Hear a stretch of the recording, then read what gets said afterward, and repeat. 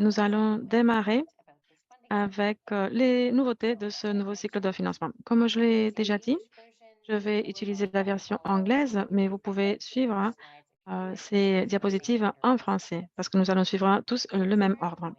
Alors, le point de départ, euh, pour commencer, c'est donc la présentation de cette stratégie du Fonds mondial pour la période 2023-2028. Il s'agit d'une stratégie sur 6 ans qui va couvrir non seulement ce prochain cycle de financement, mais aussi celui qui, nous l'anticipons, viendra après aussi.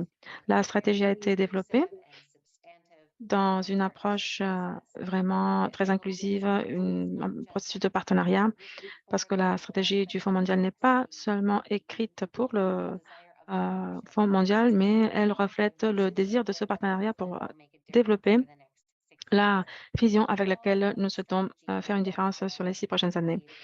Donc, cette stratégie a pour chapeau la lutte contre le sida, la tuberculose et le paludisme dans le monde entier. Notre but, même si cela fait 30 ans que nous existons, nous gardons le même objectif, mettre fin à ces maladies. Ce qui a changé dans cette stratégie, c'est cette partie qui est au centre. Et visuellement, on le voit clairement, c'est euh, l'accent sur la collaboration et le fait de remplir les besoins, de répondre aux besoins, de communiquer des personnes. Voilà, c'est sur cela que nous allons mettre l'accent dans la prochaine période. Nous voulons également renforcer les objectifs euh, contributifs. Nous souhaitons donc avoir des systèmes de santé intégrés où les personnes sont au centre. Et ça, c'est une addition. Le fait de mettre les personnes au centre, c'est une addition. Et ceci avait déjà été articulé dans le passé comme des systèmes de santé résilients et durables. Donc, ceci était le focus dans notre stratégie précédente et dans cette stratégie, ceci reste notre focus, mais nous avons ajouté les personnes au centre. Et puis, nous avons également cette idée de maximiser l'engagement et le leadership des communautés. Et de nouveau, nous plaçons les communautés au centre. Nous souhaitons essayer d'identifier des opportunités pour que les communautés jouent ce rôle de leader et puis aussi maximiser l'équité en matière de santé, l'égalité des genres et les droits humains est nouveau aussi, mais et maintenant est donc articulé comme l'un de ces 3 piliers qui contribuent à cet objectif commun global qui est de mettre fin au sida, à la tuberculose et au paludisme. Ici, nous avons également le développement durable qui entre en jeu dans cette idée de pouvoir fournir un impact important avec la résilience et le développement durable. Vous voyez donc que le développement durable apparaît dans tous ces piliers. Et puis, nous avons cette idée de contribuer à la préparation et à la riposte aux pandémies. Ceci est un élément dans cette stratégie qui est un objectif qui évolue. Nous sommes en train d'apprendre comment faire au fur et à mesure. Nous avions des subventions dans le cycle précédent et donc dans le cycle précédent, nous avons dû des ajustements substantiels pour pouvoir faire face à l'impact de l'épidémie de la COVID-19 dans des contextes différents. Et puis, nous avons également ce mécanisme de réponse au COVID-19 et de nouveau, dans toutes ces allocations pour le sida, la tuberculose et le paludisme, nous avons dû faire des ajustements dans notre programme. Alors, notre idée, c'est d'être encore mieux préparé pour les futures pandémies potentielles. Et voilà, c'est donc cet élément de la préparation et de riposte aux pandémies. Et c'est donc cette partie que vous trouvez aussi en bas de ce tableau. Et c'est un objectif évolutif. Cette stratégie a une ambition considérable et c'est le point de départ pour considérer comment mettre à jour les formulaires d'application, de demande et ceci encadre toutes nos attentes par rapport à comment nous voulons s'opérer et travailler ensemble dans ce nouveau cycle de financement et au-delà. En général et globalement, nous voulons continuer à soutenir tous les programmes nationaux pour atteindre leurs objectifs nationaux et mondiaux aussi. Donc, nous avons toujours cette vision de national et mondial. Ceci a toujours fait partie de notre stratégie et nous continuons à avoir cette ambition. Donc, le point de départ est la stratégie. Qu'est-ce qui a changé pour ce cycle de financement? Voyons les nouveautés auxquelles vous pouvez vous attendre. Les bonnes nouvelles, c'est que nous n'avons pas changé le processus central. Alors, ce que vous connaissez déjà, vous savez que c'est un mécanisme fiable pour pouvoir atteindre la communication sur les allocations et puis les subventions et ainsi de suite dans tout le cycle de financement. Alors, je vais essayer de décrire ce cercle que vous avez sur l'écran. Ce cercle représente cette idée continuelle du fait de pouvoir être capable donc d'avoir ce financement, d'avoir des subventions, faire que ce soit une boucle qui ne s'arrête jamais, qui est donc continue. Et à droite, vous avez ces éléments qui sont un peu superposés à la mise en place. Nous avons ces subventions continuelles et c'est la partie appelée demande de financement. Et nous essayons donc d'avoir cet impact à travers ces subventions. Nous savons aussi que nous devons nous préparer pour le cycle prochain. Donc, en décembre, probablement vers la mi-décembre, les pays qui sont admissibles pour le financement du Fonds mondial vont recevoir une lettre d'allocation. Et dans cette lettre, ils vont avoir donc une communication sur le financement qui est disponible et puis un peu l'information sur le processus de demande. Donc, il y a la demande de financement qui est demandée, qui est créée, pardon. Elle est envoyée au Fonds mondial, elle est supervisée, elle est passée en revue par un panel de révision technique. Après, ce panel, ce comité fait une recommandation. Ensuite, il y a une négociation qui a lieu entre le Fonds mondial et les récipients principaux. Et finalement, les documents sont renvoyés au Fonds mondial pour que le comité d'approbation les passe en revue. Et ce comité ensuite fait une autre recommandation lorsque la situation est prête pour l'adoption. Ceci est de nouveau passé en revue et approuvé. Et c'est là que les subventions sont assignées et le processus recommence. Donc, je pense que les pas essentiels n'ont pas changé de manière substantielle. Et donc, ce que vous connaissez déjà, bah, c'est plus ou moins la même chose que vous allez faire aussi pour ce prochain cycle de financement. Maintenant, la méthodologie d'allocation, elle n'a pas non plus changé de manière substantielle. Nous l'avons passée en revue à notre niveau et nous avons renforcé l'approche d'avoir ce modèle d'optimisation. Disons que nous avons toujours le même modèle qui fonctionne. Il y a 20 ans, lorsque nous avons commencé avec ce système, le Fonds mondial a changé d'approche en 2004. Donc, nous avons cette même approche maintenant. L'ajustement clé pour ce prochain cycle de financement, c'est une adaptation de la séparation des maladies. Donc, 12 millions sont disponibles pour les pays. Ensuite, nous avons la séparation entre les maladies, donc VIH à 50%, tuberculose à 18%, paludisme à 32%. Et puis, nous aurons aussi une catégorisation différente qui augmente la proportion qui sera allouée à la tuberculose. Ça, c'est une différence substantielle dans cette méthodologie d'allocation pour le cycle suivant. Mais ce qui n'a pas changé, c'est que le comité d'audit de financement va recommander au board les fonds disponibles pour l'allocation. Il y aura une quantité de financement qui sera opérationnalisée à travers des investissements catalytiques et ensuite, le montant restant sera utilisé pour le financement pour le pays.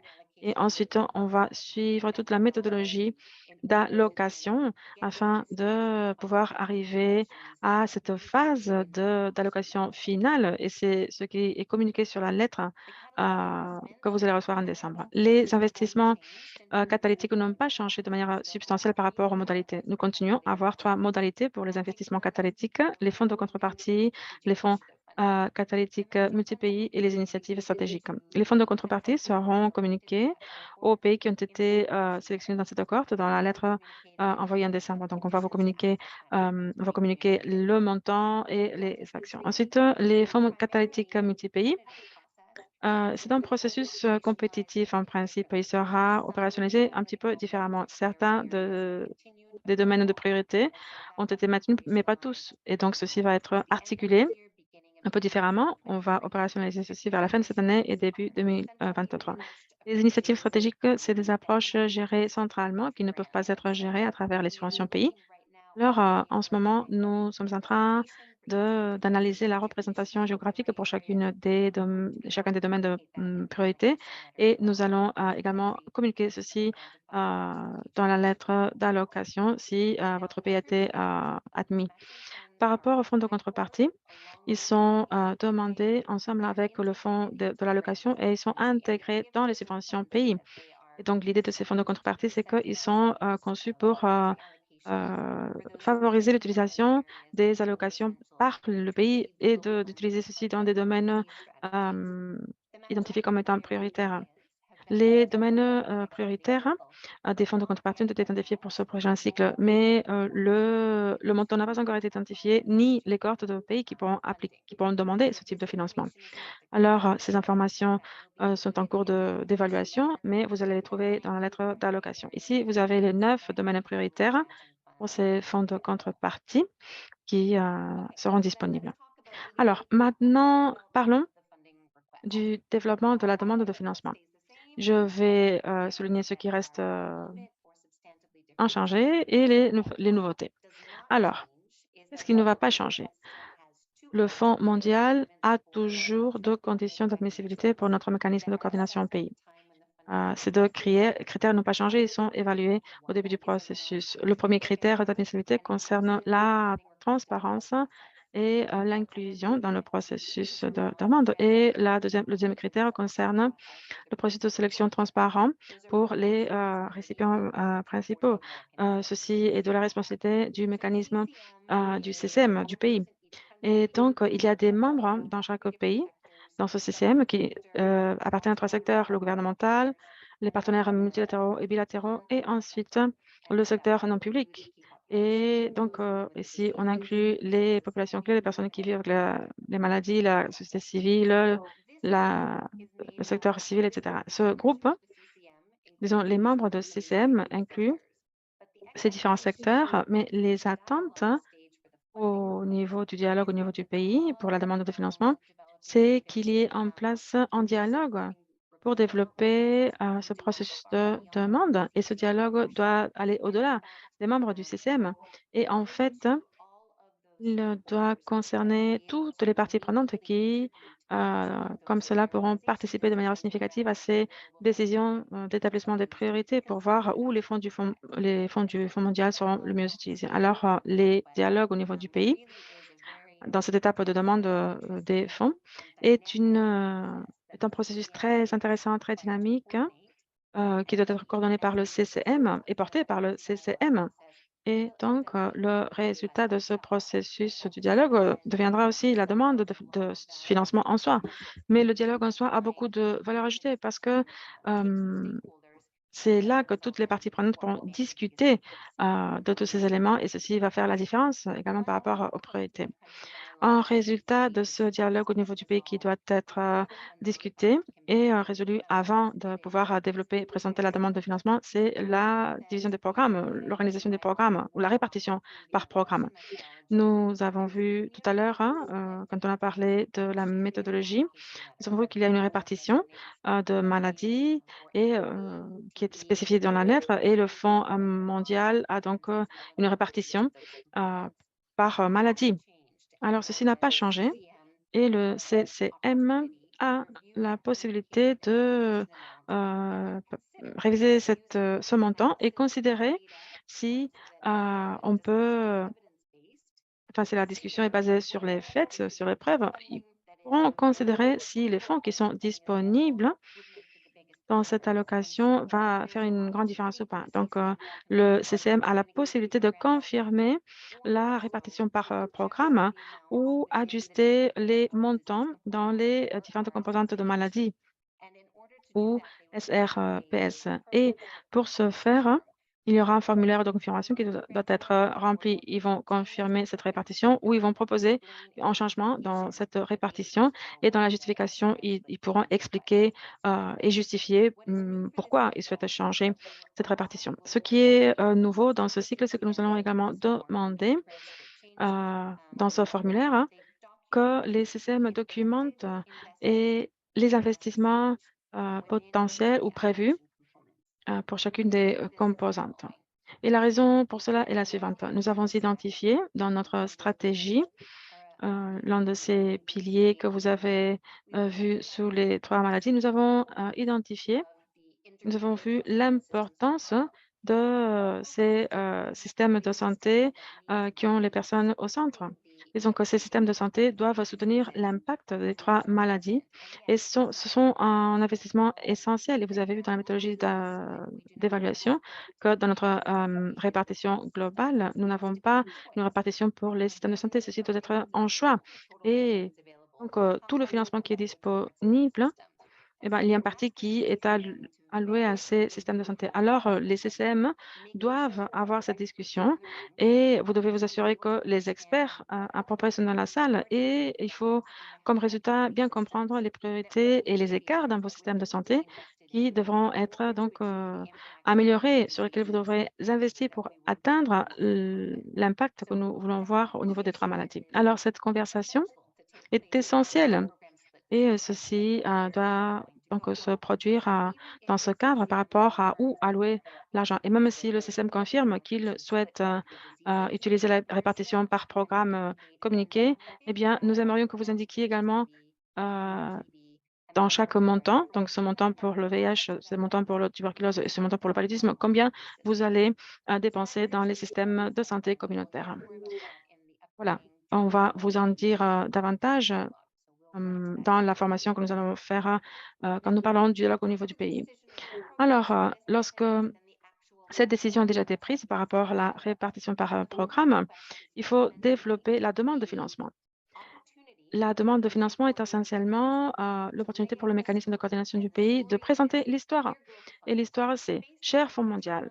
En nous basant sur notre contexte national, voilà comment votre financement, le financement que vous avez mis à notre disposition, sera utilisé de la meilleure manière. Voilà comment nous proposons d'utiliser cet investissement pour atteindre le plus grand impact. Évidemment, nous n'espérons pas que cette histoire tombe du ciel. Non, nous espérons que cette histoire sera basée sur vos plans nationaux. Donc, vous devez avoir des documents nationaux, des plans stratégiques nationaux, des plans de santé nationaux et d'autres documents nationaux qui nous permettront de comprendre, qui reflètent vraiment cette vision sur les 3 à 5 prochaines années ou même au-delà. Alors, dans cette perspective pays, nous espérons que une demande de financement pour le Fonds mondial soit une partie de cela. Bien sûr, le financement du Fonds mondial ne pourra pas résoudre tous les écarts qui existent, tous les manques. Et bien sûr, il y a d'autres financements qui devraient être donc disponibles à travers d'autres sources, hein. Et donc, c'est là que vous devez identifier les meilleurs modules et interventions pour les investissements et ceci doit être priorisé. Donc, ces 2 documents sont envoyés ensemble et ce sont les éléments principaux de la demande de financement en soi. Nous appelons ça l'histoire du récit. Voilà, c'est ce que nous utilisons dans les différentes demandes. The proposal from the applicant from the CCM on how the Global Fund financing would be best Sur used. comment ce financement sera mieux utilisé. Le Fonds global continue à segmenter le portefeuille. Il y a une centaine de portefeuilles et on les segmente en différentes catégories. Le haut impact avec la charge de la maladie qui demande le plus grand investissement, les essentiels et les pays qui ont, disons, moins de besoin de financement. Alors, avec cette segmentation, il y a une série d'entrées qui sont demandées afin de pouvoir faire la demande de financement. Et tout ceci sera déterminé avant que les lettres de demande d'allocation soient envoyées. Et chaque pays devra donc faire partie d'une de cette catégorie de segmentation de portefeuille. Ces portefeuilles ciblés vont donc correspondre à ces demandes et il y a une série, un sous-ensemble de portefeuilles qu'il faut compléter et il y aura aussi un annexe additionnel pour les portefeuilles ciblés si le pays fait partie de la cohorte de transition. Et ici, on voit les plans de stratégies nationaux qui sont une autre approche et qui peuvent être utilisés par l'un des 2 portefeuilles, les portefeuilles à fort impact ou les pays ciblés. Nous avons une évaluation en ce moment par rapport à quels sont les composants des pays qui auraient un plan stratégique national approprié. Ce serait donc une façon d'appliquer cette narrative. Et si on identifie cela de la part des équipes des pays et de nos partenaires, qu'il y a de bons candidats au plan de stratégiques nationaux, eh bien, c'est une très, très bonne opportunité pour les candidats pour voir, par exemple, voyez la page 37 et répondez à cette question ou voyez le document à la page 47 au lieu d'avoir à répondre de façon narrative. Alors, ce type d'analyse va déterminer quel type d'approche de demande de requête sera appliqué et quel type de requête sera donc utilisé. Et à la fin du mois de novembre, le comité d'approbation devra donc évaluer tout cela avec les apports de tous les partenaires et on évaluera donc toutes les requêtes en se basant sur les différents critères définis. Et ces critères définis seront définis donc en octobre et il y aura donc cette approche par pays qui sera déterminée à la fin du mois de novembre et communiquée par la lettre d'allocation en décembre. Il y a différentes approches donc et il y a différents types de portefeuilles. Et ce que cela veut dire, c'est que nous voulons établir la taille correcte et le montant d'informations et de détails nécessaires, surtout pour les pays où l'investissement est proportionnellement très élevé. Et le contenu des narratives de demande de financement va dépendre également de cela.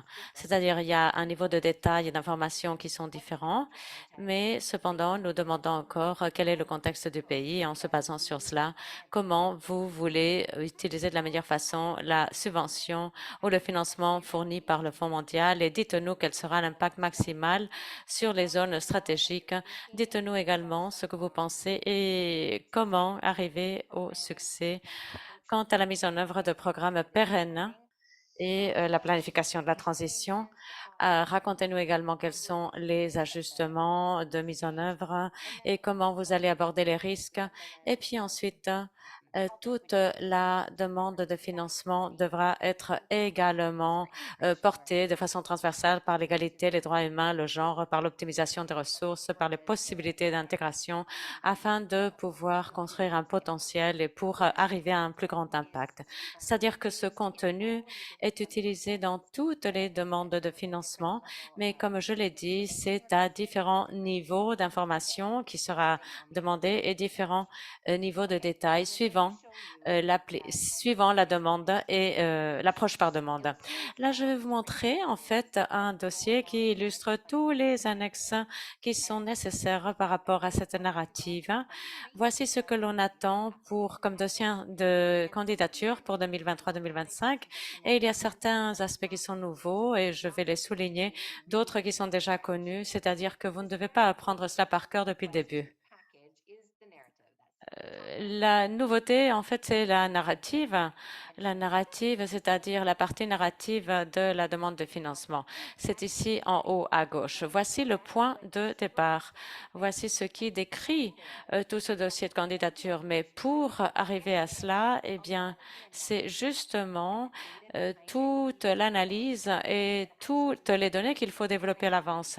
Et en fait, de nombreuses annexes vont nous fournir l'opportunité d'approfondir dans les données afin d'être capable d'arriver à une bonne analyse et de faire les bons choix de hiérarchisation et de priorisation pour avoir vraiment une bonne partie narrative de la demande de financement. Donc voici que pour arriver à ce niveau-là de la narrative, vous devez faire une bonne analyse.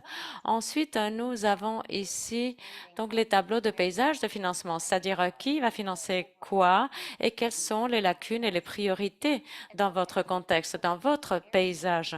Et au fur et à mesure que vous pensez à ces différentes zones ou aspects, eh bien, je vous recommande de commencer par le tableau des données essentielles, justement, qui va vous fournir des données sur le contexte. Et cela va introduire également le concept des éléments essentiels du programme, c'est-à-dire ces éléments essentiels du programme sont listés ici.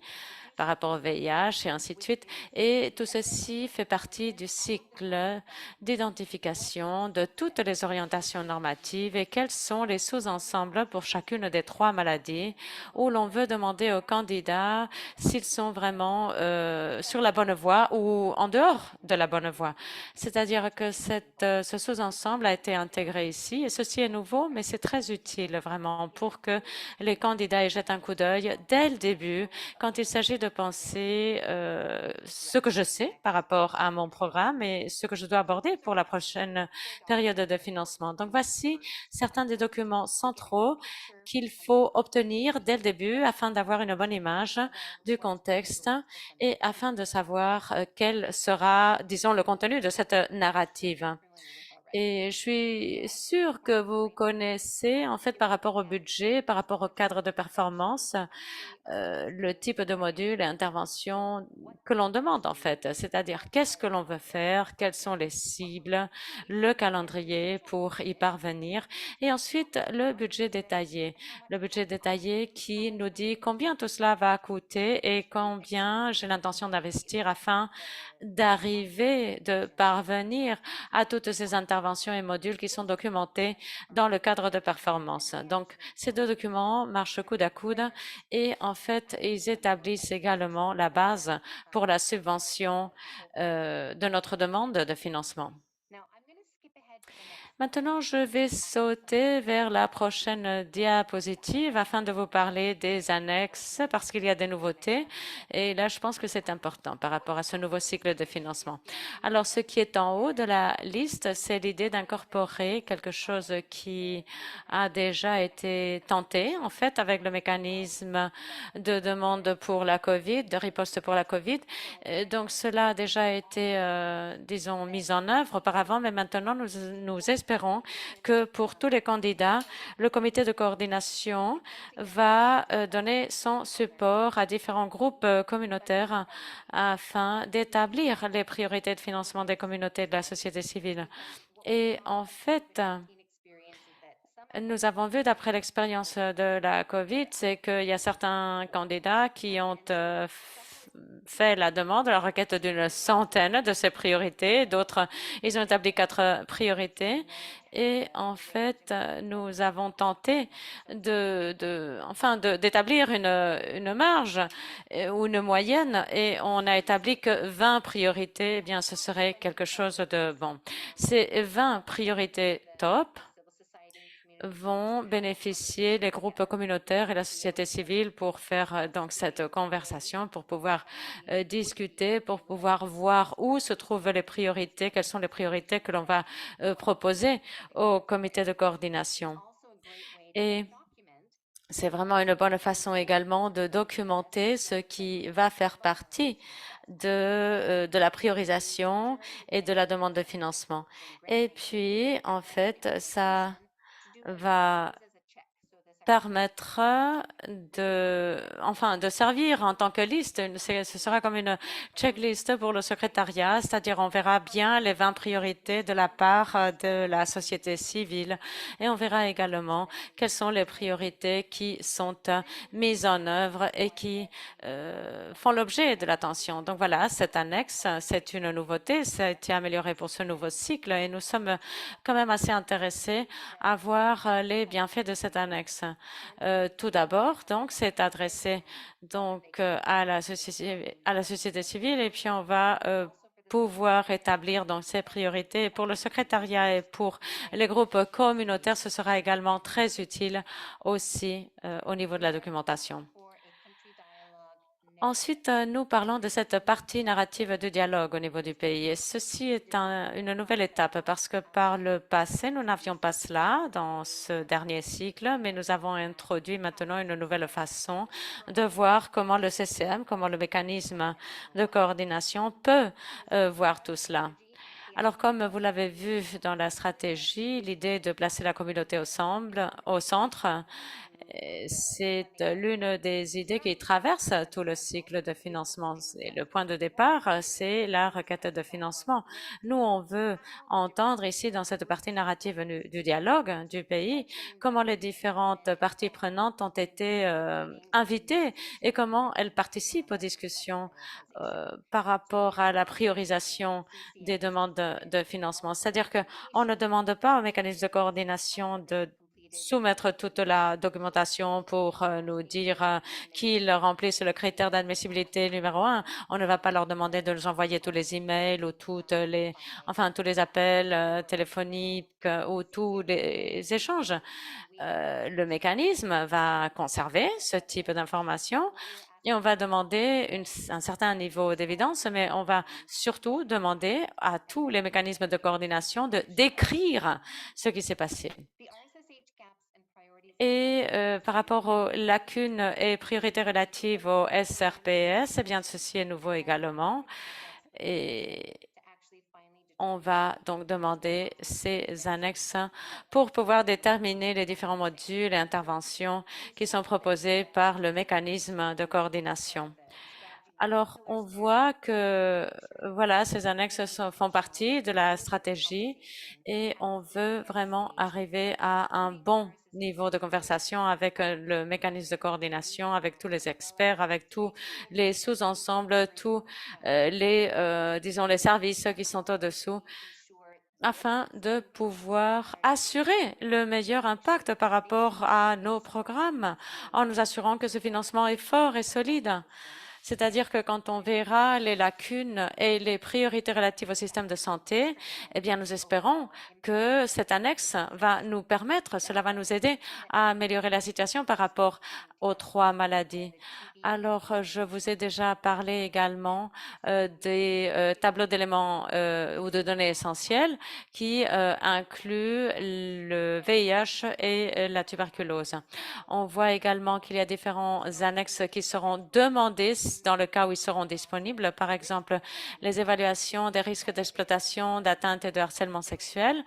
Donc, il y aura 10 pays à qui on demandera ce document de façon obligatoire. Et pour les autres candidats, ils peuvent utiliser ce document si c'est disponible en tant qu'outil, mais ce ne sera pas obligatoire. Nous avons fait l'expérience avec 10 pays pilotes et puis ceci sera plus tard intégré dans toute l'approche du Fonds mondial.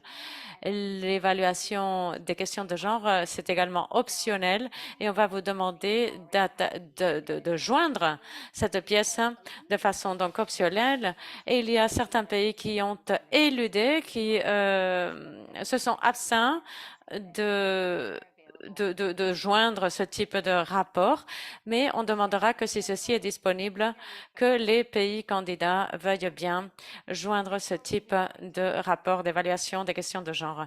Et puis de façon additionnelle, nous allons également mettre en place un score par rapport à l'évaluation de genre, et ceci sera un marqueur. Donc, et si c'est disponible, encore une fois, nous serons très contents que ce soit soumis au paquet du candidat.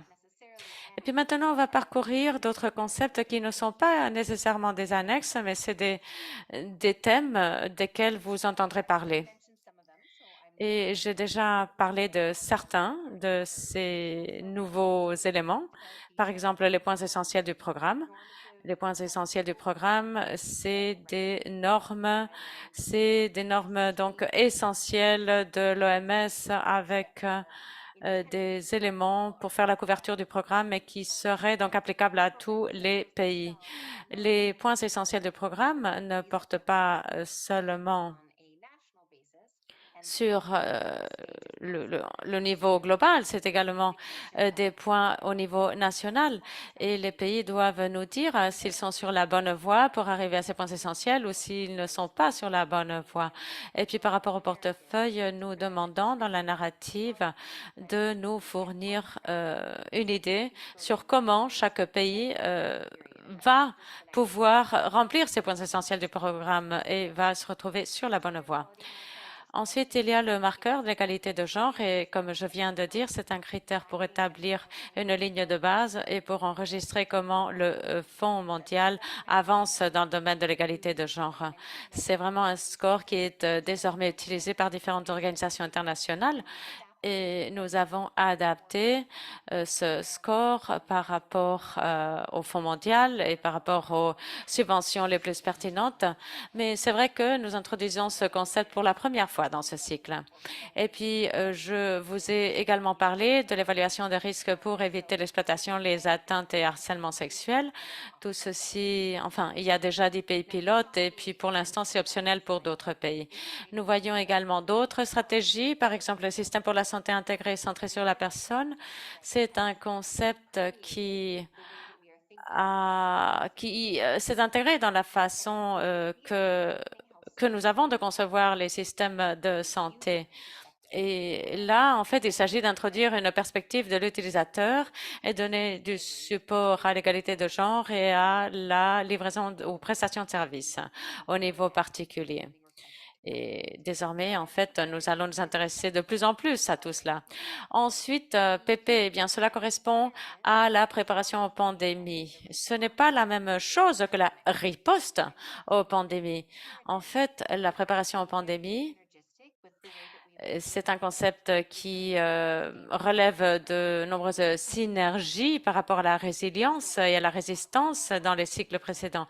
Et dans notre cadre modulaire, la préparation aux pandémies et ses interventions sont inscrites dans le modèle de SRPS, le modèle des systèmes résistants et pérennes sur la santé. Vous verrez qu'il y a des zones de préparation aux pandémies qui sont indiquées dans ce SRPS. Et par rapport aux allocations pour VIH, TB et paludisme, eh bien, nous devons également inclure ce concept de préparation aux pandémies. Et puis ensuite, nous avons les ripostes communautaires. L'idée par rapport à cela, c'est d'avoir une perspective différente, un focus différent par rapport à l'échelle des ripostes communautaires alignées au plan global. En d'autres termes, on s'intéresse aux barrières actuelles pour le Fonds mondial et pour vraiment voir quelles sont les organisations basées sur la communauté. Et nous nous intéressons donc à cela en ce moment et nous tentons de comprendre ce qu'il faudrait adapter afin d'être capable d'encourager tout ceci dans un cycle ultérieur. Maintenant, je vous montre la version française et espagnole parce que il y a des différences, mais vous avez reçu ceci déjà. Alors voilà, c'est pour vous dire que nous avons travaillé pour aligner notre terminologie. Par exemple, les points essentiels du programme changent un peu en fonction de la langue. Voilà, c'est quelques petits détails, mais je tenais à vous indiquer que dans le fichier que vous allez recevoir, on va inclure ces slides modifiés. Alors, encore des nouveautés. Le critère d'examen du comité technique d'examen des propositions a été modifié aussi. Comme je l'ai déjà dit, les demandes sont passées en revue par ce comité technique d'examen des propositions. Et ce comité technique est composé d'experts indépendants dans les 3 maladies, euh, des experts également dans le SRPS, le genre, les droits humains. Voilà, ils apportent toute leur expertise et ensuite, ces experts se rassemblent, se réunissent et regardent tous ces différents critères et en plénière, partagent leurs résultats. Et ce qu'ils essayent de voir, c'est ils essayent d'évaluer si le Fonds mondial est en train de faire de bons investissements avec le financement qui est disponible. Et donc, avec cette vision technique, le conseil d'administration, à travers le comité de stratégie, leur a demandé de faire ces recommandations. C'est-à-dire, est-ce que ces demandes de financement sont focalisées sur la stratégie, à un impact souhaitable? Voilà. Donc ça, c'est disons, le cadre général qu'ils utilisent pour examiner ces demandes. En fonction des différents focus, ils ont une manière différente de faire leur révision, mais ensuite, ils seront également capables de considérer ce qui est approprié en fonction des critères d'examen qui ont été établis pour cette période, qui sont en fait très alignés avec la stratégie que nous avons déjà passée en revue. Alors, à gauche, vous pouvez voir les éléments individuels de ces critères d'examen pour la prochaine période d'allocation. Et c'est là, c'est tout ce que ce comité va considérer quand il va examiner vos demandes. C'est, disons, les critères sont les mêmes, d'accord? Si votre demande de financement est donc présentée que vous avez bien suivi les conditions, il n'y aura pas de problème. Alors, ces propositions sont évaluées par fenêtre, c'est-à-dire que nous avons des dates de présentation par rapport aux différents PAC. C'est là que vous devez envoyer ces propositions au Fonds mondial et ceci a déjà été, donc, ces dates ont déjà été établies. La première date de dépôt est le 20 mars. Et ça, c'est donc la cible pour les personnes qui ou les pays qui ont des subventions qui terminent en décembre 2023. Et environ 70% de nos subventions terminent justement en décembre 2023. Donc, ceci est donc important. Ceci concerne la plupart des instances de coordination nationale. Et c'est donc ça la période, plus ou moins, la date limite pour vous. Donc, en fonction de ça, vous devez planifier vos dialogues. C'est là que vous devez planifier également la présentation de vos documents. C'est la date que vous devez donc considérer pour toute la planification. C'est une planification assez élaborée. Et donc, voilà, je tiens à mettre l'accent sur cette date et les dates suivantes aussi. Alors, on a déjà parlé un peu de l'établissement de la subvention et il y a quelques idées que j'aimerais partager avec vous et quelques meilleures pratiques également que nous souhaitons encourager davantage dans le cycle suivant. Alors, l'idée de l'établissement de la subvention, en fait, c'est que nous avons le développement de cette demande de financement. Ensuite, nous avons une recommandation de la part du comité d'examen, voir si tout est prêt ou s'il y a des choses qui doivent être itérées. Ensuite, quand le comité dit oui, ceci est prêt, mais qu'il y a des choses à voir encore, eh bien, tout ceci doit être mieux travaillé. Eh bien, au final, le résultat, ce sont les subventions. Et donc, une demande peut résulter dans une subvention ou plusieurs subventions, mais les subventions en soi sont négociées entre l'équipe pays du Fonds mondial et les récipients principaux. Donc, la négociation, en fait, a lieu entre l'équipe pays et le RP. Et ce que nous voulons, c'est que l'instance de coordination nationale vraiment expliquent vraiment leur vision dans leur proposition de leur demande. En fait, la sélection des RP, qui est la responsabilité de l'instance de coordination nationale et qui est également prévue dans ce processus, eh bien, nous aimerions recommander les instances de coordination nationale qu'elles considèrent le fait de penser à ce processus de sélection des pairs, même avant dans la phase de développement de la demande de financement, pour qu'ensuite nous puissions voir l'opportunité d'avoir des RP qui soient des RP continuels, qui participent aussi dans le processus de dialogue par rapport à l'établissement des priorités, par rapport aux idées donc de tout le processus pour pouvoir avoir un niveau de détail assez profond dans la préparation des budgets, dans les formulaires. Et le bénéfice de tout ça, c'est que cette période dans la période d'établissement de la subvention pour aller plus loin. Et ceci va renforcer également la capacité de la société civile et des communautés de participer à cette discussion autour de l'établissement de la subvention dans cette étape-là. Et donc, ils pourront être donc actifs dans ce dialogue au pays. Ensuite, nous allons également faciliter la possibilité pour les participants de suivre exactement l'évolution de la situation même s'ils ne font pas partie de l'instance de coordination nationale. Donc, en suivant la recommandation des comités, voilà, ils pourront avoir la possibilité de suivre ce processus. Et donc, vous allez voir sur le site web, il y a un outil pour les pays. Nous sommes en train de développer cet outil. Et en ce faisant, nous espérons vraiment pouvoir renforcer l'engagement de la société civile et des groupes communautaires avec l'instance de coordination nationale pour pouvoir vraiment suivre de près ce qu'il se passe, l'évolution de tout cela, pour pouvoir donc augmenter l'opportunité que ce dialogue au pays continue après l'établissement de la subvention, même au moment de la mise en place et de l'exécution. Voilà, on va vous donner de plus en plus d'informations plus tard, mais je tenais à expliquer cela. Nous avons parlé également de l'idée de la planification. Et maintenant, je vais afficher cette diapositive un petit peu compliquée visuellement et j'essaierai de vous expliquer ce stade ce processus, disons. Nous voulons que les RP participent avant dans le processus. Et pour ce faire, ce que nous avons considéré ces derniers mois, c'est parce que nous avons vu que certaines de nos subventions, quand elles sont signées juste après le début de la prochaine période de documentation, ne sont pas prêtes à être exécutées. Et ce que cela veut dire, c'est que lorsqu'on a un récipient principal qui doit avoir une subvention signée avec le Fonds mondial avant de pouvoir signer des contrats avec des sous-traitants, eh bien, il y a un moment, disons si la subvention est signée juste avant, c'est en fait cette période que je marque ici avec mon laser. Nous savons que la plupart de nos subventions terminent en décembre 2023 et la prochaine subvention devrait commencer le 1er janvier 2024.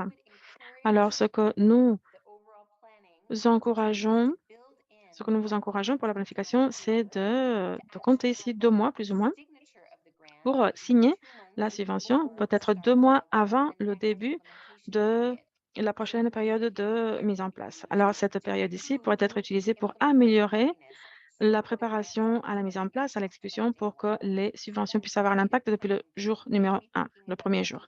Et donc, ici, on doit considérer les actions à la préparation et ceci n'est possible que si la subvention commence un petit peu avant. Donc, soit signée, pardon, un petit peu avant. Donc, pour que les subventions soient signées un peu avant, le travail doit être aussi réalisé ici.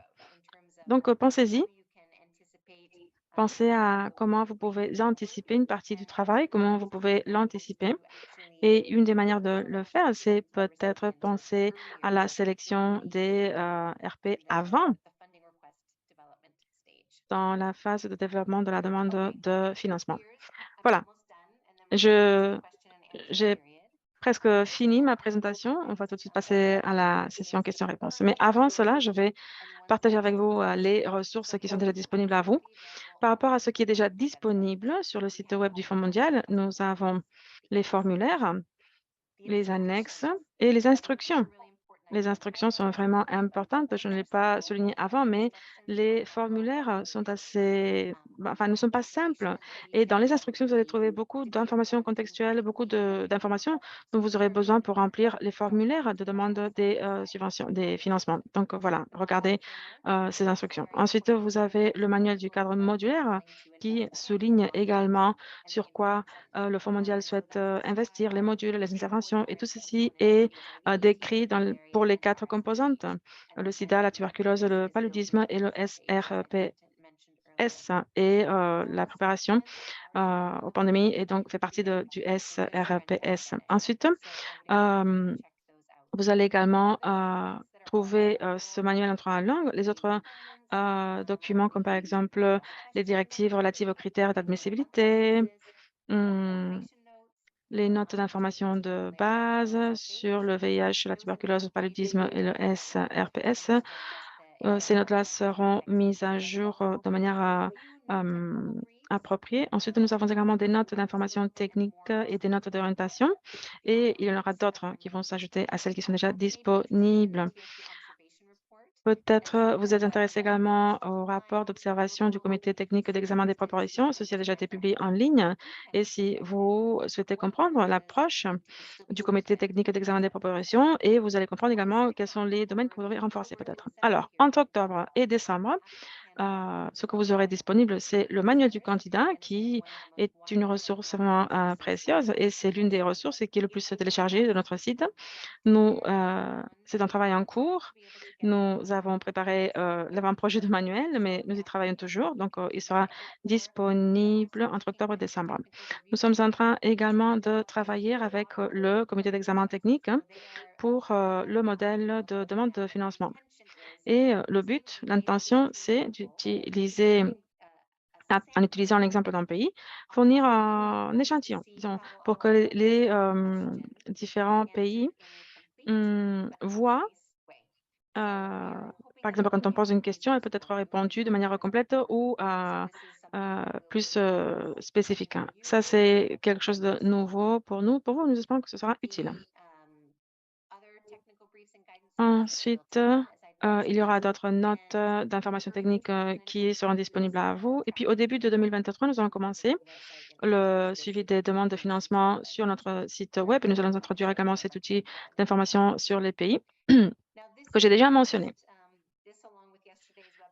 Donc, ce webinaire avec celui d'hier est le premier de ces webinaires prochains qui seront organisés par et modérés par des différents experts du Fonds mondial.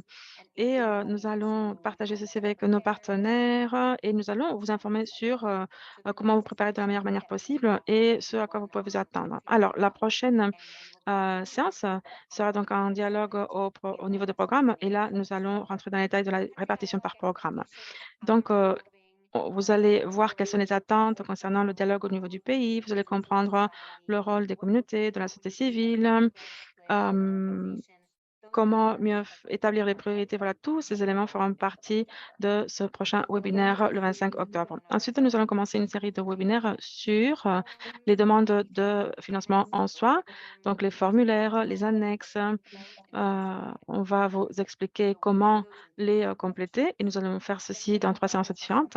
Ensuite, nous aurons une séance pour présenter les points essentiels du programme et les mises à jour des notes d'information. On va parler aussi du développement durable, de la pérennité. Ceci fera l'objet de notre session le 31 novembre, le financement en novembre aussi. Et puis aussi, on va vous donner des informations sur les sommes allouées dans une autre séance.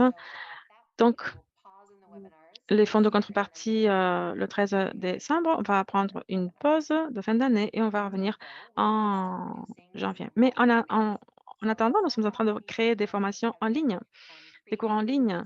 Nous avons certains de ces cours en ligne ont déjà été créés dans le passé, on doit les mettre à jour et d'autres, nous sommes en train de les créer de zéro pour ce prochain cycle de financement et nous allons produire et nous allons lancer ces cours en ligne de manière progressive. Donc, la première vague, disons, de cours en ligne sera en octobre, ensuite novembre, décembre et ces cours en ligne seront disponibles en français et en anglais.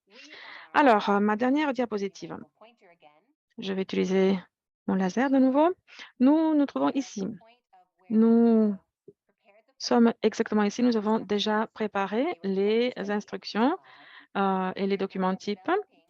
Maintenant, nous sommes en train de développer les cours en ligne, nous développons les webinaires et nous faisons également des formations en interne. Nous travaillons également aux lettres d'allocation.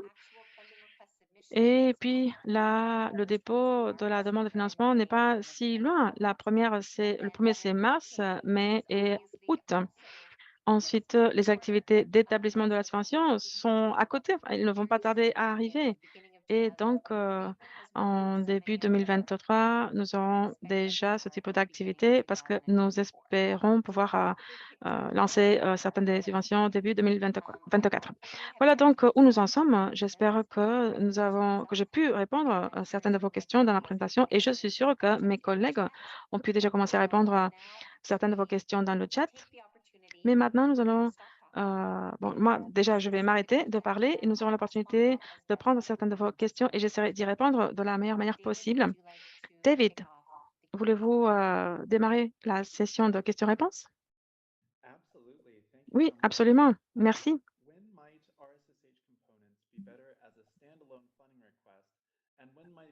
Lorsque, quand est-ce que les composantes de SRPS sont intégrées dans notre cycle de financement? Il nous a semblé comprendre. Oui, c'est une question vraiment intéressante parce que il n'y a pas de réponse simple. Nous avons eu déjà des expériences dans le passé où nous avons vu qu'une subvention indépendante pour SRPS n'a pas fourni de si bons résultats que d'autres subventions. Et il faut voir si ceci est dû au résultat principal ou à d'autres facteurs, comme par exemple un effet indépendant du fait qu'elles n'ont pas été suffisamment intégrées. Donc, notre but est de considérer le SRPS comme une manière intégrale de renforcer les programmes par maladie. Il y a de très bons cas, en fait, où la justification pour des subventions indépendantes pour les RPS est clair et ça fonctionne. Ce n'est pas une réponse négative, mais au moins, ce n'est pas quelque chose que nous souhaitons mettre en place absolument. Maintenant, nous avons très peu de subventions indépendantes dans la plupart des investissements sur les SRPS et la plupart des investissements que le Fonds mondial fait sont intégrés dans d'autres subventions pour les 3 maladies, sida, tuberculose ou paludisme. D'accord, merci. Maintenant, pour revenir sur le montant SRPS, est-ce une répartition par programme ou est-ce qu'on va avoir un pourcentage différent? Oui, dans les investissements du Fonds mondial, nous savons qu'il y a des conférences de réapprovisionnement. Eh ben, dans notre proposition d'investissement, le Fonds mondial indiquons que notre intention est d'investir un tiers de nos fonds dans les SRPS. Mais bien sûr, il ne s'agit pas de dépenses directes. Il y a des dépenses qui sont indirectes, donc pour aider aussi les investissements au niveau communautaire. Donc, je ne peux pas vous donner un chiffre, mais oui, le Fonds mondial espère que les investissements dans les systèmes résilients et performants pour la santé, qui comprennent les systèmes de santé, soient la pierre angulaire ou la fondation. Et nous pensons que ceci nous permettra d'avoir un plus fort impact sur les 3 maladies. Donc, nous n'allons pas dire que chaque pays devrait avoir une cible spécifique ou un montant minimum, parce que ceci doit être discuté dans le contexte du pays, en fonction de la situation et du contexte de chaque pays. Il faut voir comment les programmes évoluent. Il faut voir aussi donc les contextes nationaux. Et puis, donc, nous pensons que c'est l'instance de coordination nationale qui doit décider quel est le niveau approprié pour notre investissement dans le SRPS. Je veux faire référence entre la répartition par programme et le fait d'avoir donc un montant établi. Si notre instance de coordination nationale indique qu'elle ne veut pas changer la répartition communiquée entre le VIH, la tuberculose et le paludisme, en fonction de chaque pays, eh ben, ils ne doivent rien spécifier dans le formulaire, mais ensuite, cependant, on les invite à indiquer leur intentionnalité. C'est-à-dire, dans le cas du sida, dans le cas de la tuberculose et dans le cas du paludisme, nous les invitons à nous dire combien ils souhaitent investir dans le SRPS. S'ils souhaitent avoir une subvention indépendante pour le SRPS, dans ce cas, ils doivent présenter une demande de financement et ceci doit être spécifié dans le formulaire. Et donc, il y aura donc leur demande dans cette partie-là. Et là, on doit spécifier les 3 maladies et ceci doit être spécifié dans une demande de changement de la répartition par programme. Alors, le montant indicatif du SRPS doit être discuté par l'instance de coordination nationale et elle doit documenter, expliquer ce qu'il souhaite investir. Ce n'est pas quelque chose qui est un changement de la demande parce que ceci fait toujours partie du montant des 3 maladies. Seulement, quand s'il y a une subvention spécifique pour SRPS, là, il faut proposer un changement de la répartition par programme. Merci. Merci. Pouvez-vous expliquer la raison par rapport à quelles sont les annexes qui sont révisées par le panel technique et quelles sont les annexes révisées par le secrétariat? Oui, je vais peut-être revenir sur cette diapo.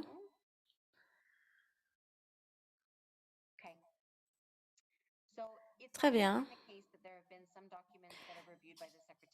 Eh bien, il y a toujours des documents qui sont révisés par le panel de révision technique et d'autres par le secrétariat. Le panel a la responsabilité donnée par le comité stratégique d'évaluer si l'investissement proposé est conçu pour un grand impact. C'est vraiment la tâche du panel de révision technique. Il ne doit pas évaluer les critères d'admissibilité. Ça, c'est la responsabilité du secrétariat.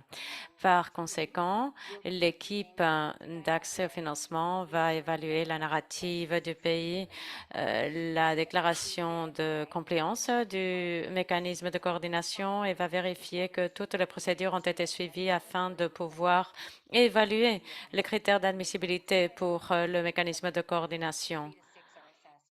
Et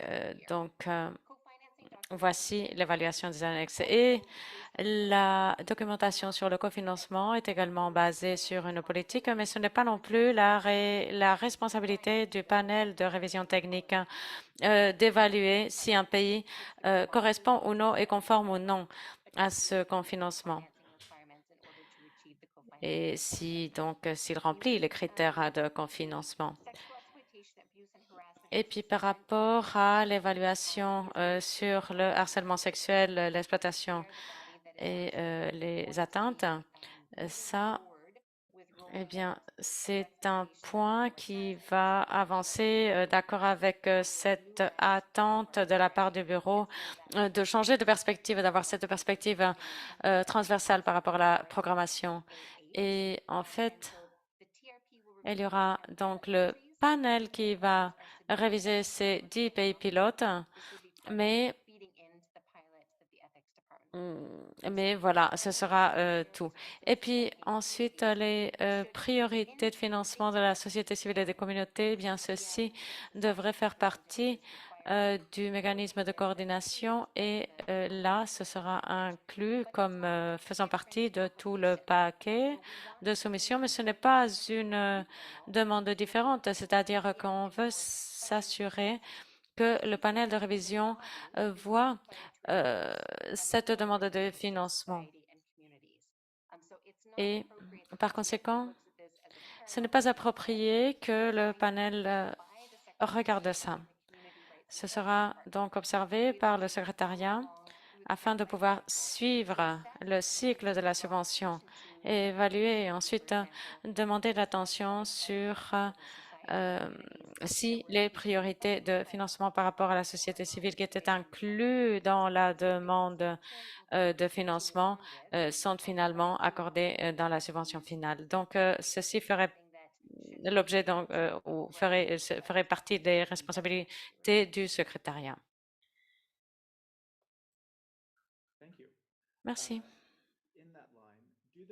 Dans la même ligne, vu les priorités de la société civile qui sont incluses dans l'annexe, est-ce qu'il faut les aligner avec les priorités soulignées par la nouvelle stratégie du Fonds mondial? Eh bien, la nouvelle stratégie du Fonds mondial a beaucoup de points d'entrée pour la société civile et pour les groupes communautaires autour desquels s'aligner. Moi, je ne pense pas qu'il y ait des domaines ou des priorités qui viendraient de la société civile et qui ne seraient pas alignés avec les priorités de la nouvelle stratégie du Fonds mondial. Ce que je dirais, c'est que les priorités de la société civile et des communautés doivent être consistantes avec le cadre modulaire du Fonds mondial, c'est-à-dire tout ce qui est écrit dans le manuel du cadre modulaire, eh bien, doit être aligné. C'est-à-dire, lorsque ces priorités seront accordées, ces 20 priorités dont on a parlé auparavant, eh bien, elles doivent être alignées au cadre modulaire du Fonds mondial. La question suivante porte sur l'évaluation des droits humains et l'équité de genre. Faut-il soumettre des études spécifiques et ces études doivent-elles être soumises à chaque composant? Alors, ce qui est bien de cette réponse par rapport à ces évaluations, c'est qu'il n'y a pas de format spécifique à soumettre, c'est-à-dire qu'il n'y a pas de version de Fonds mondial sur l'évaluation de genre ou l'évaluation des droits humains. Ça peut être n'importe quelle évaluation qui aurait déjà eu lieu ou qui serait faite en préparation par rapport à voir où serait la priorisation pour le prochain cycle de financement.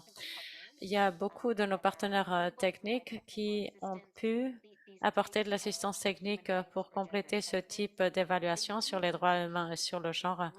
Et c'est vrai que ces évaluations doivent être pertinentes par rapport aux composants qui fait l'objet de la demande de financement. Par exemple, si vous avez une demande de financement conjointe sur la tuberculose et le VIH et le candidat a seulement fait une évaluation des droits humains sur le malaria, eh bien, cela ne marcherait pas. Cependant, s'il y a une évaluation des droits humains sur la tuberculose, là, oui, ce serait un document approprié et utile à rajouter sur cette demande de financement pour le programme sur la tuberculose. Donc voilà, il n'y a pas de format précis, mais c'est vrai qu'il y a beaucoup de partenaires techniques qui fournissent de l'assistance pour préparer ce type de formulaire ou de rapport sur les droits humains et le genre. Donc, vous pouvez faire la demande d'assistance technique. Très bien. Question suivante. Par rapport à l'état de préparation aux pandémies, est-ce que c'est une spécification d'inclure cet état de préparation dans les subventions? Eh bien, oui, c'est possible. Parce que sous le cadre modulaire, nous avons l'opportunité d'investir sur différents domaines de la préparation aux pandémies. Et c'est tout à fait possible qu'il y ait un plan d'investissement de préparation à la pandémie qui fait partie des subventions. Ce n'est pas obligatoire, mais c'est tout à fait possible. Et encore une fois, c'est quelque chose que le mécanisme de coordination doit pondérer afin de voir donc les allocations pour le VIH, la tuberculose et le paludisme, où il vaut mieux dépenser de l'argent. Voici la question clé. Et comme on l'a vu, il y a beaucoup de pays qui n'étaient pas préparés pour l'expérience du COVID. C'est-à-dire que l'état de préparation aux pandémies est devenu un concept de plus en plus important au sein du Fonds mondial et aussi dans les discussions des différents pays. C'est-à-dire que c'est tout à fait encouragé même si ce n'est pas obligatoire. De toute façon, on espère que cela sera intégré aux subventions du Fonds mondial. Très bien, merci.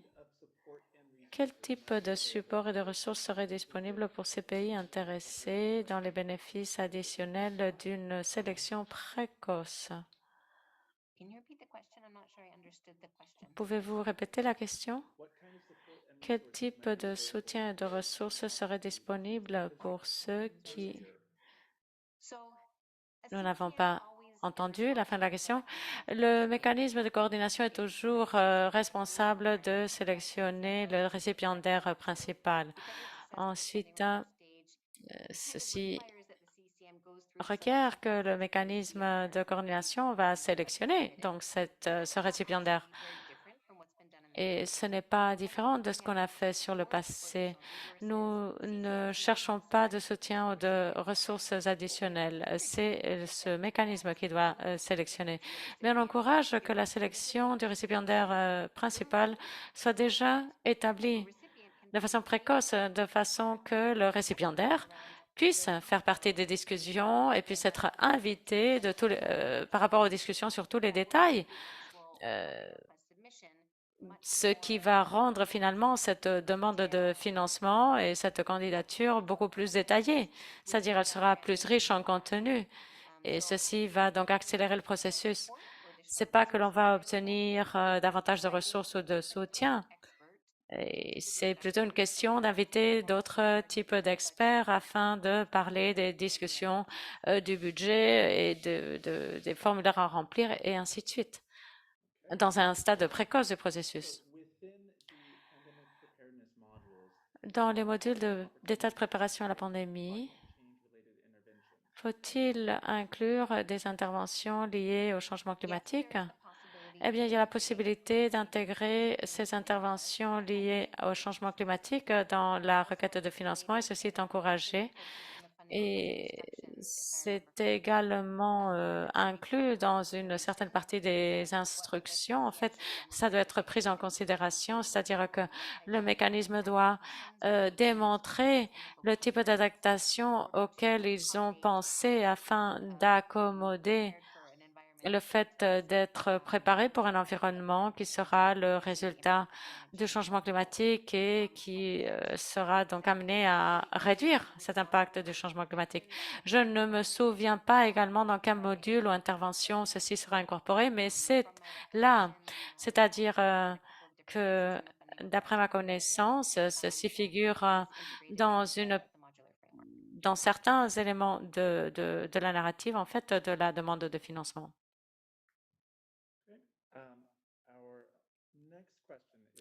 Question suivante, liée à l'assistance technique, reconnaissant que certaines approches de demande demandent différents types d'assistance technique. Mais bien sûr, on attend les lettres d'allocation, puis aussi l'approbation pour la présentation au mois de mars. Alors, enfin, ce serait risqué d'attendre cela. Quelles seraient vos recommandations? Eh bien, mes recommandations seraient de voir quel type de données et d'évidence doit être collecté, quelle que soit la situation, et demander l'assistance technique afin de travailler sur cette analyse pour bien comprendre où sont les opportunités d'amélioration et quelle sera la direction à suivre. Et ceci peut être fait dès maintenant. Il ne faut pas attendre cette approche sur la demande. Cependant, enfin, ce serait différent si c'était une continuation d'un programme, mais en tant que portefeuille ciblé, eh bien, il y a de fortes chances que vous soyez déjà en train de compléter cette demande de portefeuille ciblé. Et puis, par rapport aux questions sur la continuation du programme et sur la révision, eh bien, c'est des questions différentes, mais elles viennent de la même base. C'est-à-dire que si vous pensez à la diapositive que je vous ai montrée auparavant, par rapport au domaine de contenu, voici les différents domaines de contenu qui doivent être abordés, quel que soit le cas.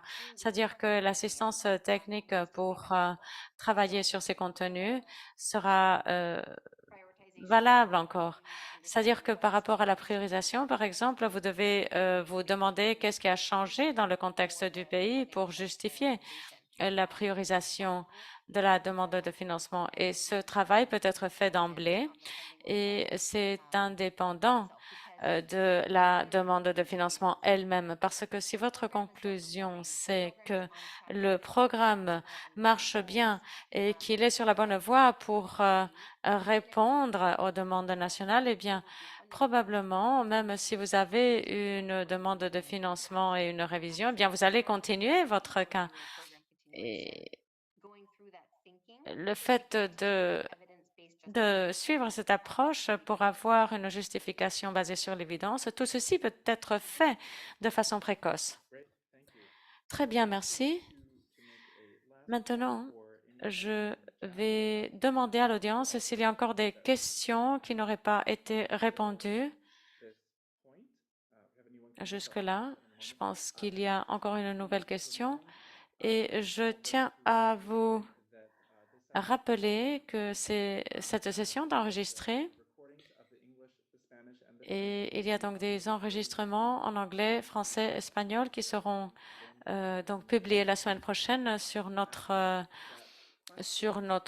link, sur notre lien à partager. Et puis par rapport aux sessions d'hier, eh bien oui, on va inclure également les questions de la session d'hier et il y a déjà une première version qui est disponible par rapport à la demande de financement. Maintenant, je vais m'intéresser aux questions qui apparaissent.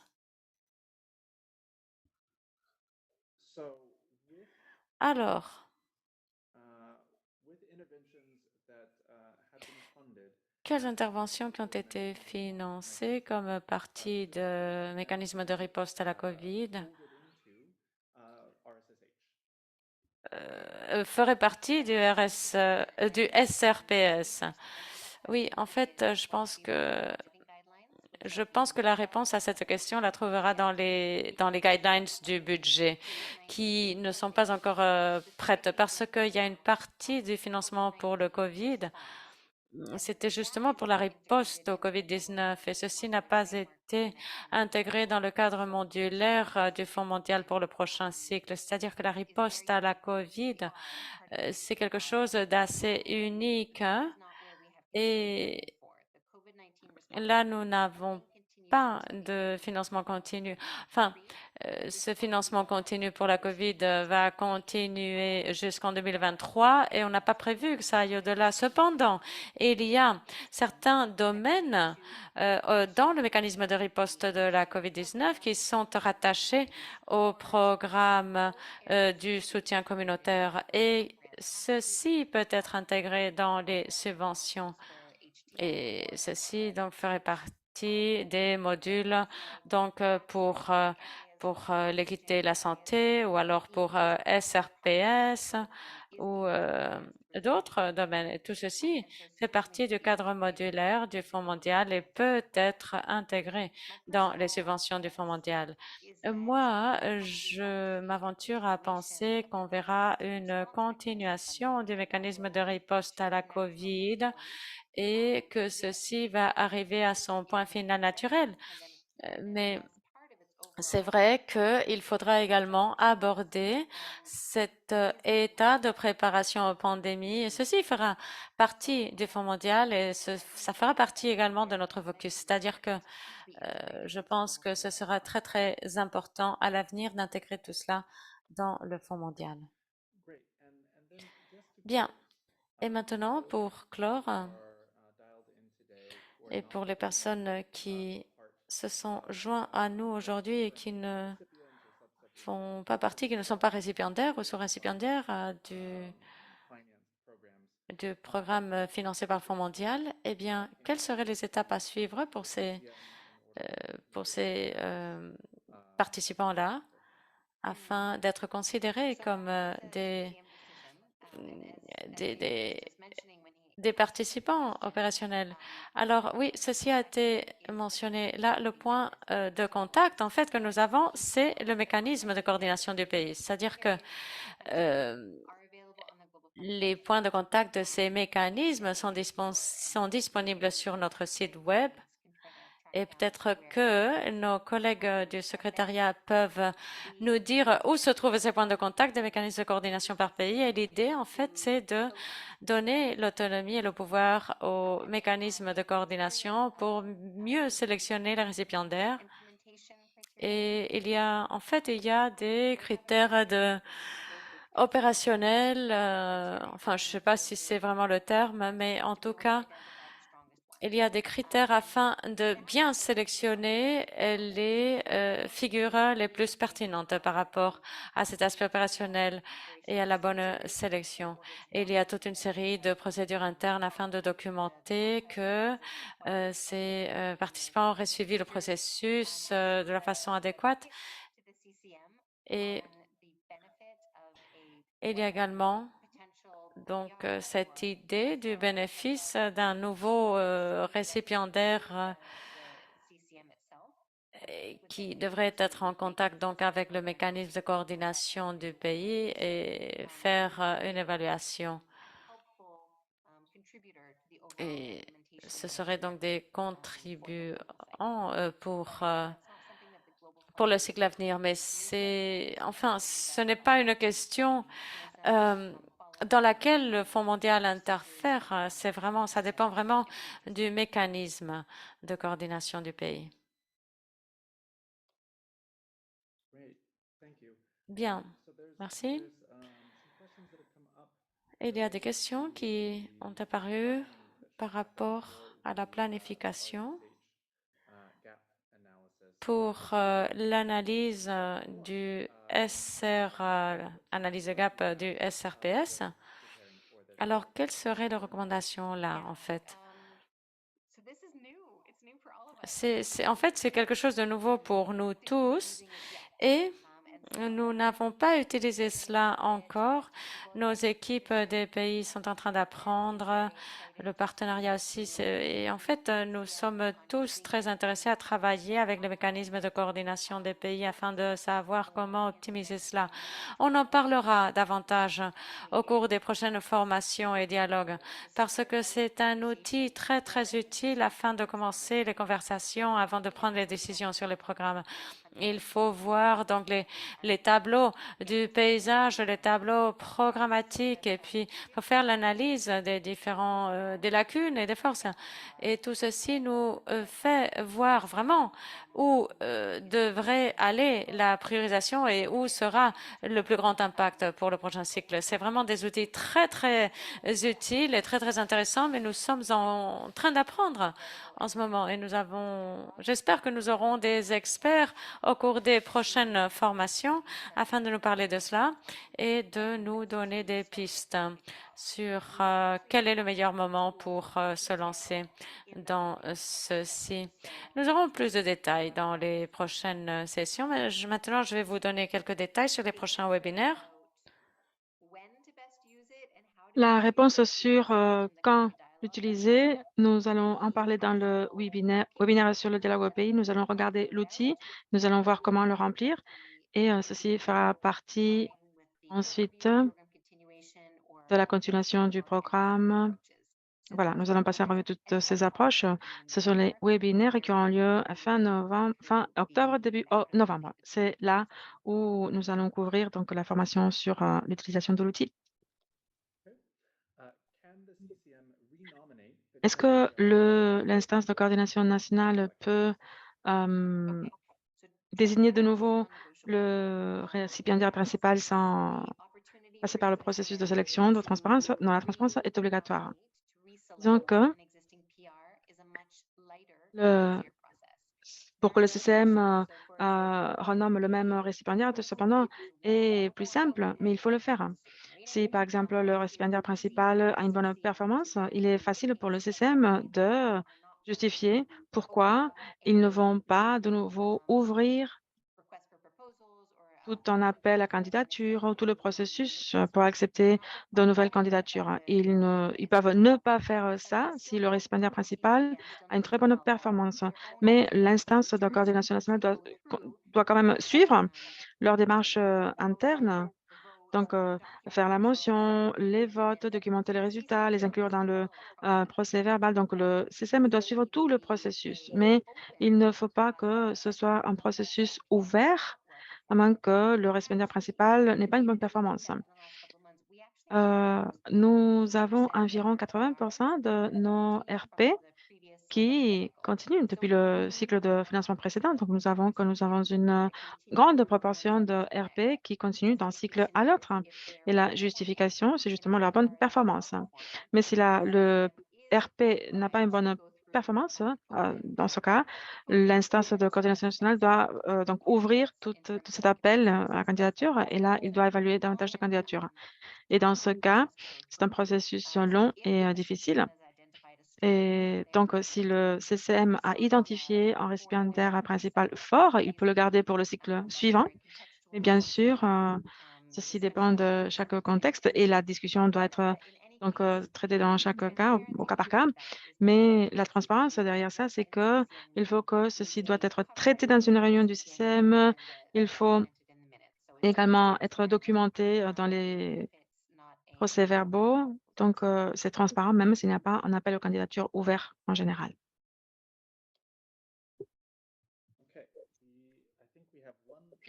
Je pense que nous avons une dernière question et après, nous devrons terminer cette réunion. Selon votre expérience,